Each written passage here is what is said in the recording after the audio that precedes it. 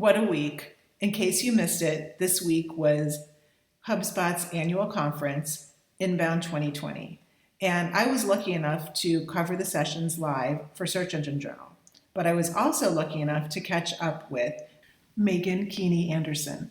She is the VP of Marketing for HubSpot, and she shared with me all the behind the scenes secrets that went on with Meghan. And I talk about some of our favorite parts about Inbound 2020, how they had to completely pivot this year with the pandemic. They went from having one of the largest in-person conferences that takes over Boston to having to do a massive live event. HubSpot is one of my favorite platforms, and we talk about what exactly HubSpot does and some of the secrets behind HubSpot's success that you can take away and learn from. Welcome, Meghan.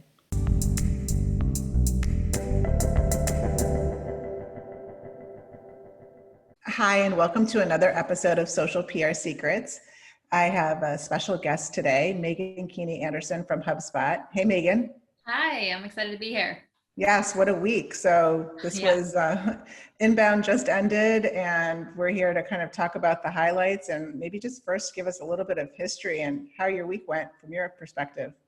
Yeah, so we're tired over here at Inbound.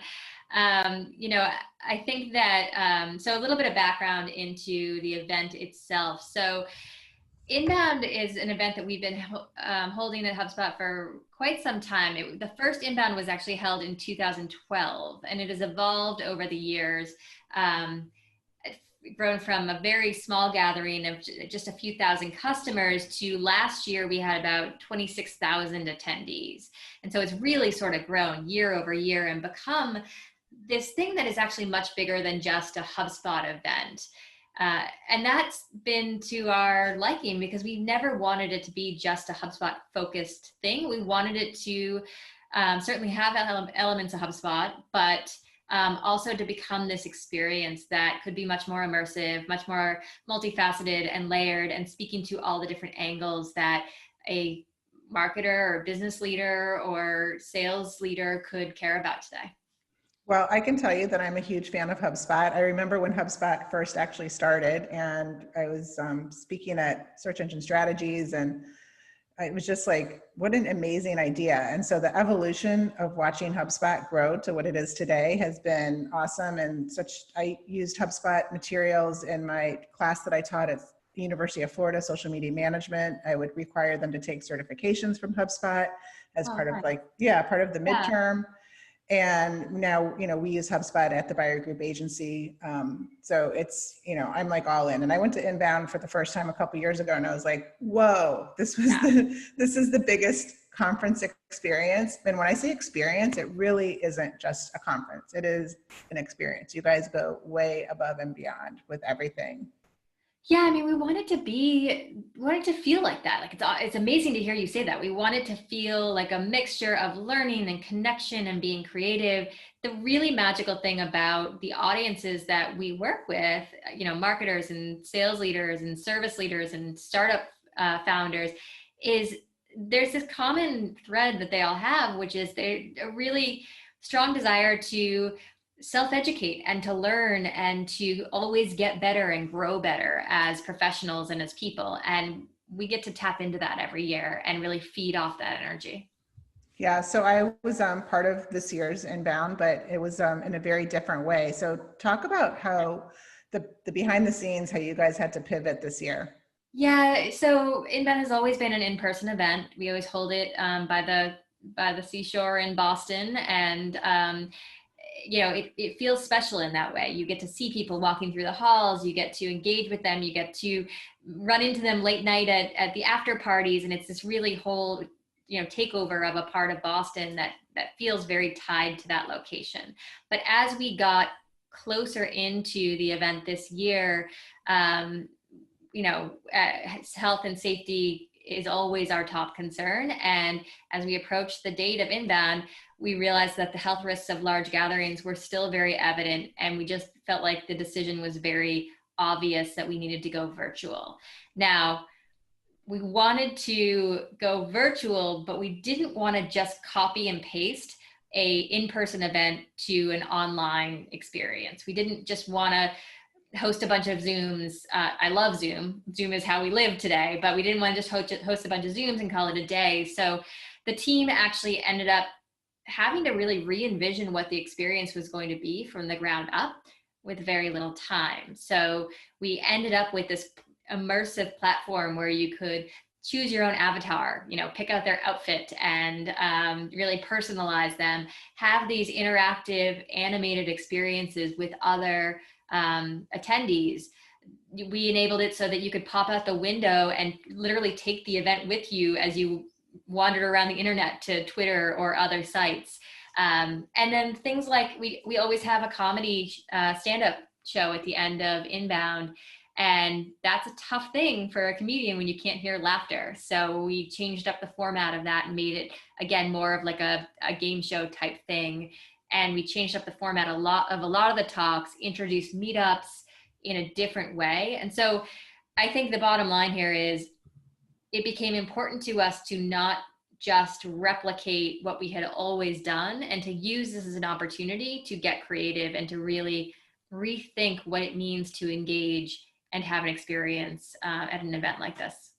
Yeah, one of the messages that I noticed, and especially in the keynote and then really throughout, is that basically 2019 is not coming back. And it's a whole new mindset that none of us ever thought we'd have to be in this position and think of. And it's that mindset, I think, that was weaved into all of the sessions. It's like, what was happening in January and February is not coming back. And if you're waiting for it to come back, you're probably going to miss out and lose. So I thought that was an important message. Yeah, we feel it across the board in every aspect of our marketing and every aspect of our lives. You don't go through a year like this and come out the other side the same. And there are things we will lose in that process, but there's also things that we'll gain. So one of the nice things about the format that we had this year is all of a sudden we could be a global event, a truly global event with programming that ran around the clock and we're more sensitive to different time zones.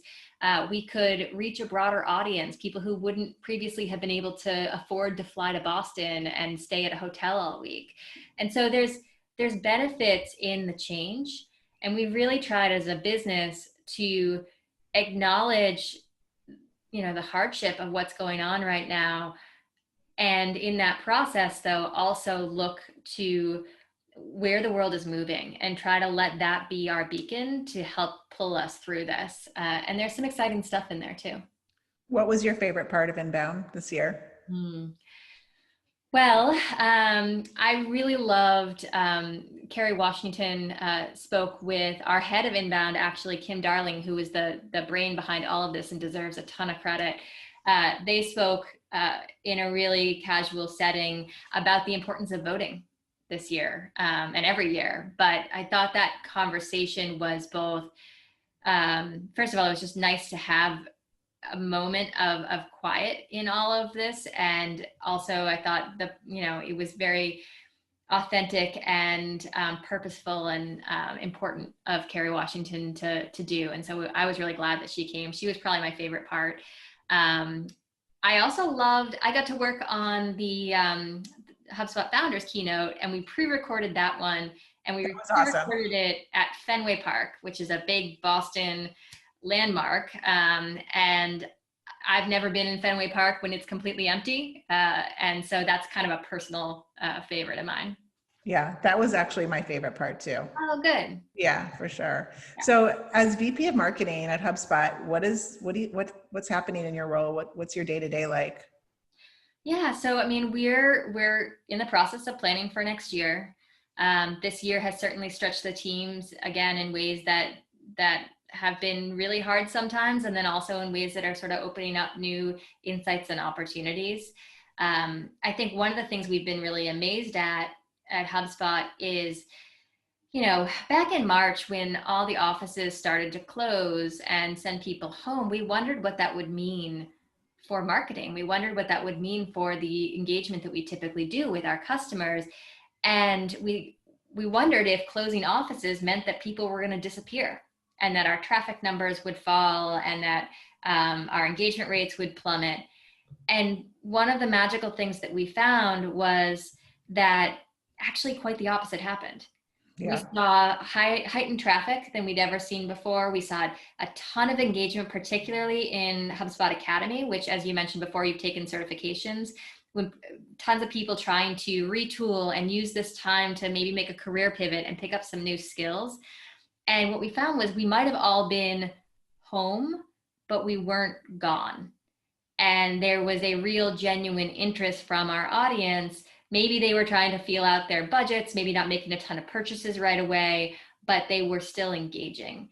And I think that made a huge difference to us this summer, because that connection matters. You know, when you're a marketer, when you're trying to figure out how the world is evolving and speak to it, having that kind of back and forth with customers and hearing from them really helps.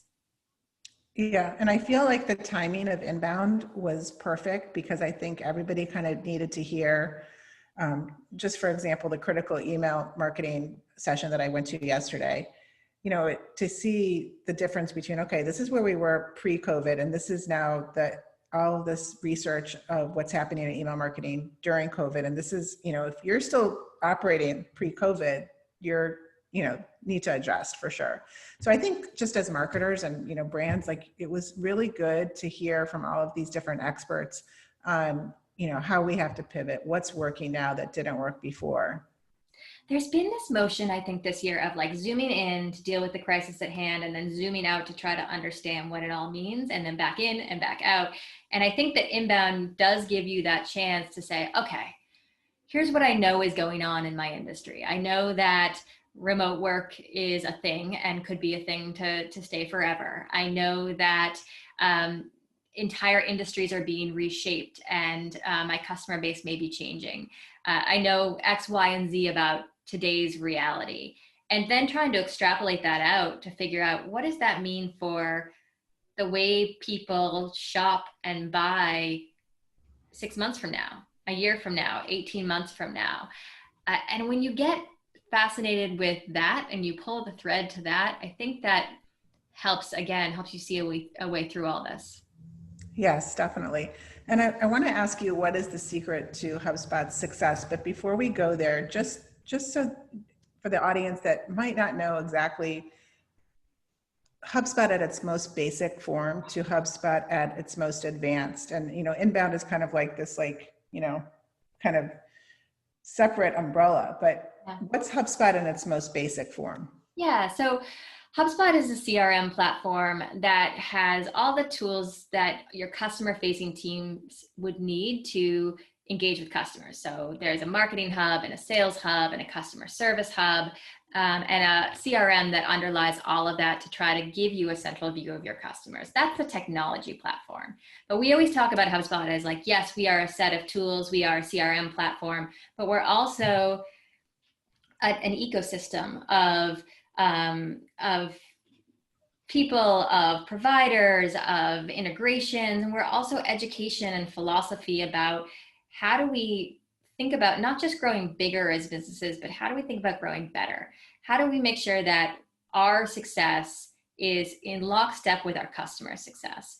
And so that's where this idea of like inbound comes in. We've, you know, HubSpot, I think, started years and years ago now with a single observation, which was that the way people shopped had changed, and that people didn't like advertising. They didn't like outbound messages that were really interruptive in their faces. They didn't like spam email. And increasingly, those consumers were getting more control over their own experience and able to filter those things out. So the world needed a new kind of marketing. And that's where inbound marketing came from, which was really based on how do you create value? How do you create content that will pull people in, as opposed to, you know, cold calls or spam email that will push them away? And then that idea kind of expanded into, okay, we're going to market in a way that people can love. How do we then sell in a way that people can love? And how do you then empower customers in a way that will set them up for success long term? So the nice thing about, you ask about our secret to success, we have always had these really strong principles about what the customer experience should be at the base of our brand.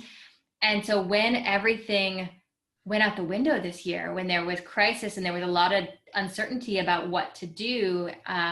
We had this really clear North Star, and we were able to say, with this foundation of, hey, we are going to put the customer first. We're not going to shortchange them for the sake of getting through this month. That drove a lot of our decision making, and that helped us pivot really quickly.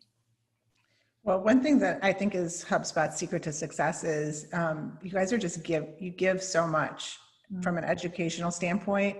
Like I said, I use your materials for myself, from an educational standpoint to help educate my team. And also I used it when I taught a class at UF, but you give away a lot of free stuff that, before you know it, it's like, of course HubSpot, of course we're going to, take that next investment and put it towards HubSpot versus another platform that, hasn't been giving. And I think that's a huge difference. Yeah, there's this saying that one of our founders has where he says, you really have to provide value before you can extract it. And I think that's so true. And we've seen again and again, whenever we are able to give something away for free. So that can be our free education. That can also be our free CRM. Then we're able to create the trust that develops that relationship. So over time, you can get value that goes both ways in that relationship. And one of my other favorite keynotes was a couple of years ago when the unveiled of the funnel is broken and delighting customers, and reinventing the funnel is so true. And the whole delighting the customers is just it never stops. Yeah, I think especially today, I mean, trust is becoming so important between customers and companies. And if you think about the way that we historically have thought about the marketing funnel, it's like, okay, you put a bunch of like prospects in at the top and you do a bunch of work, and at the end out pops a customer. And that's great. And that actually is very true as a mechanism. However, it completely negates the role that your existing customers play in driving new business for you, either through referring other customers, upgrading or having repeat purchases, and sort of sustaining this relationship and growing it over time. So we try to think now, and we've actually arranged our entire team to really try to, empower customers in helping us grow. And that's really been kind of a core concept that's taken the helm right now for us. Definitely. And it's something that all brands, can adapt and learn from. So speaking of brands, what brands do you think will be able to, best succeed? Obviously, we have industries that are just shut down. And the brands within those industries are crippled. But what brands do you see as succeeding? Yeah, this has been such an interesting time because you're right. There have been some companies that, the travel industry took it really hard this year and have had to really figure out how to pivot and adapt and survive this time. But then you've got other brands that have really seen a huge surge in demand because of current settings, and now have to figure out not only how to meet that demand, but what do you then channel that into? So I'll give you a couple of examples. We had a guy named Andy Hunter on our podcast called The Growth Show, and he is the founder of a company called bookshop.org. And what they are is basically an e-commerce vehicle for local independent bookstores that don't otherwise have that. So you have the ability, instead of going to, say, for example, Amazon to buy a book, to go to bookshop.org and buy your book and have that profit go directly to your local bookstore. Now, that was he launched that company maybe around January or February of this year. And then March hit, at least in the States, and all of the bookstores had to close. And he really became the lifeline of a lot of these local bookstores that had never before sold a book online and needed to find a way to do that. And so they saw enormous growth this year. Now that comes with an incredibly fast pace and needing to sort of build the plane. He had planned to really launch this coming fall in earnest, and we sort of saw January as a soft launch, and he had to really expedite that. I think, companies like Canva and companies in the productivity space. So Canva's a HubSpot customer, and we use Canva internally. They enable businesses to to stay aligned in terms of their design and their brand style guide globally. And so in a world where teams are getting dispersed and working from home more, that's going to become more and more important. And so in each of these cases, you had companies who had the seed of an idea that this time this year has really accelerated. So we've heard a lot of the stories of how COVID has hurt businesses, but in many ways, for some businesses, this time has, also managed to accelerate a lot of innovation and fast track ideas and growth for the companies that were ready for it. Definitely.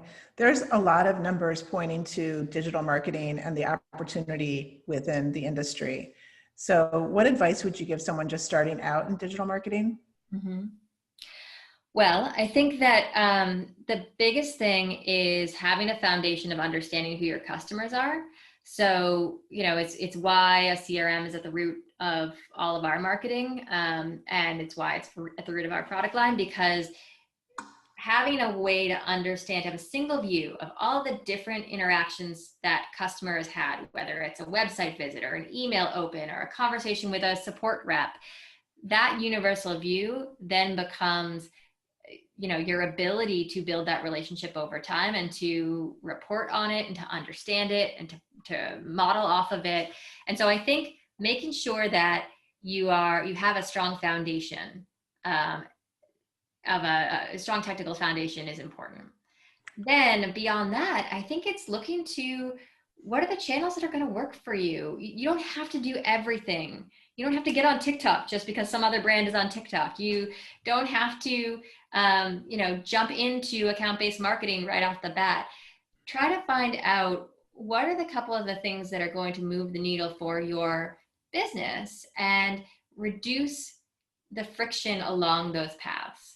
We think a lot in terms of force and friction. This kind of goes back to the flywheel idea of, all of the marketing activities that you will do will add force into your flywheel. It will bring new people in, but none of that force does any good if the actual experience on your website through your email is friction filled for the customer, because they're likely to bounce and never return.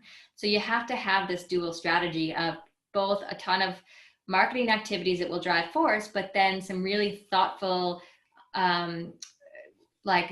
optimization of that customer experience so that you're reducing friction for customers too.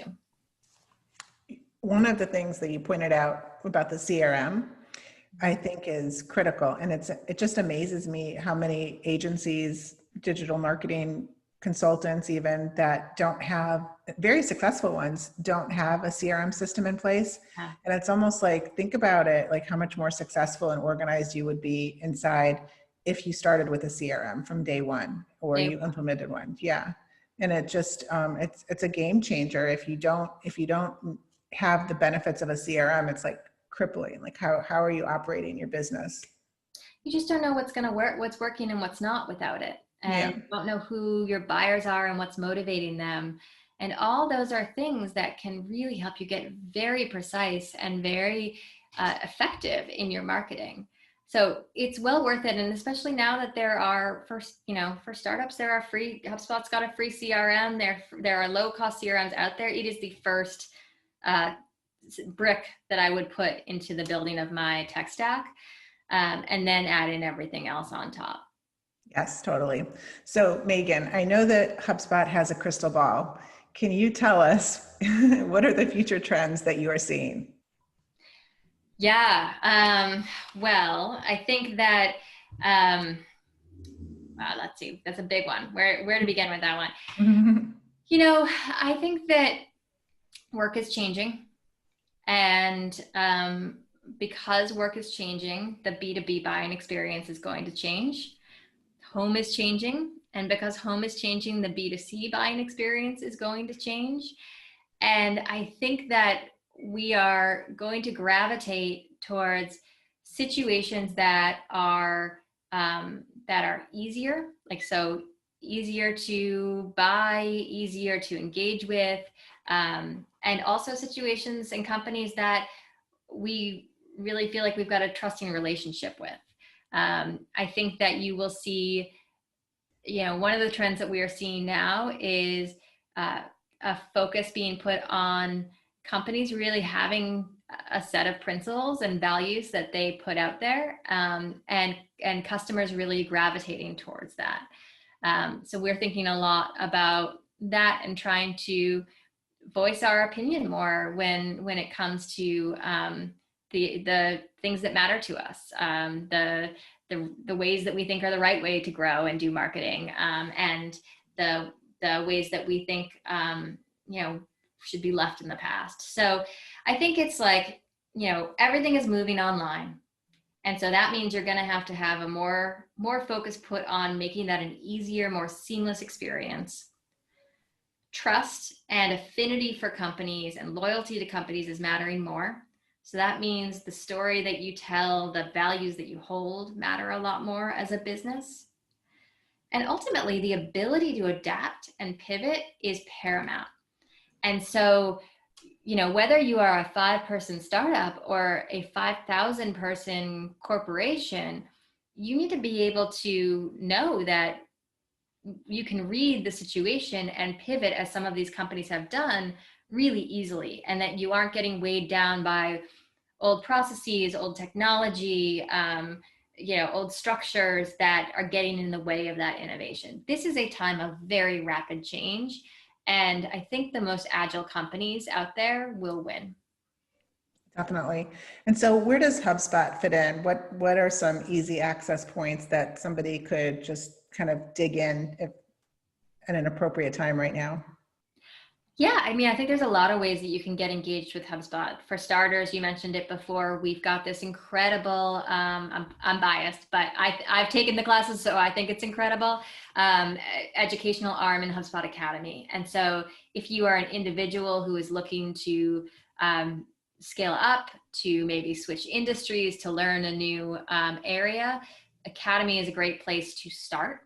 And that's a great way to sort of get to know HubSpot too. So we've got strategy classes and credentials that are, agnostic of HubSpot. And then we also have product training on HubSpot that you can learn about us.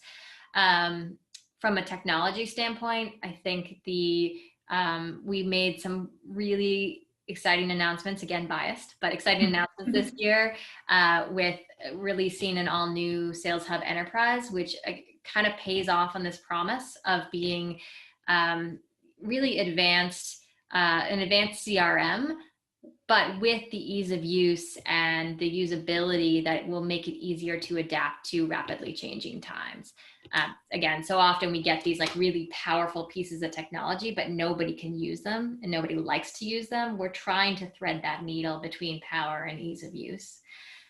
So those are kind of the two ways that I would suggest is getting to know our education and then getting to know our software if you're looking for, a tool set to build your business on. Yeah. So one piece of advice that I like to give, especially people that maybe are furloughed and looking to transition, is to just continue to add value to yourself and do these certifications that are, most of them are free, and it's you're just adding more value, you're adding, different things that you can add to your credentials. And I think HubSpot is a great place to start if you're kind of stuck or wanting to just improve yourself, self-improvement and professional development. Yeah. I think the worst thing to do right now is to get scared and stuck where you are. I would lean into the unknown and find a way to explore it and scale up in new areas and try to evolve with these times, regardless of where you started or what your background or experience is. There are things that I need to learn this year. There are things that all of us need to learn this year, and that's certainly a great place to start. Thank you so much, Megan. This has been super interesting, and thanks for sharing all the behind the scenes of HubSpot and Inbound. No, I loved it. Thanks for having me. Yes, and so just in case somebody doesn't know the website and where we can follow you. Yeah, so it's just HubSpot.com, and you can find a route into our academy from there. You can find all the software from the free stuff all the way up to our enterprise software. And you can see a listing of all that came out this year in the product announcements. Awesome. Thank you and namaste.